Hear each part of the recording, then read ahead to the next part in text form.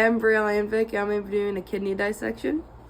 So first, right here, I split the kidney in half first of all, but then looking right here, this is the renal artery, and this artery supplies the kidney with oxygenated blood, and it branches into smaller arteries.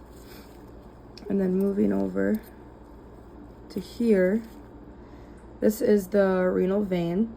Each kidney has a renal vein, and it's responsible for draining any deoxygenated blood from the kidneys.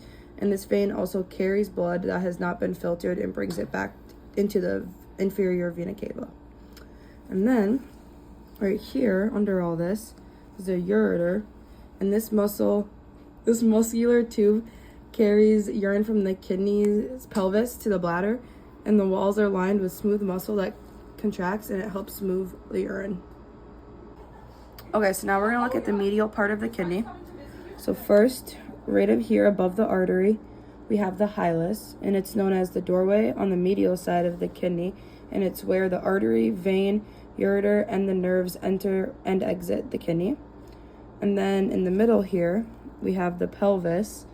This is a hollow funnel-shaped cavity that's in the center, and it stores urine and leads it towards the ureter. And then, okay, so the sinus is a hollow area in the center that has the renal pelvis, blood vessels, and nerves. It's also the part of the kidney where the structures are housed and the urine is collected before draining into the renal pelvis. Okay, now we're going to talk about the lateral side of the kidney. So first up, we have the renal pyramid, which is right here. This is a cone shape that's in the renal medulla and consists of tubes that help transport urine from the center part to the outer part of the pelvis. And then moving on right here, this is the major calyx. It is the larger branch of the pelvis that gets urine and drains it into the pelvis, that funnels from there to help get urine to the bladder. Now into the interlobar artery. This is one that branches from the renal artery and supplies also to the renal cortex and medulla of the kidney.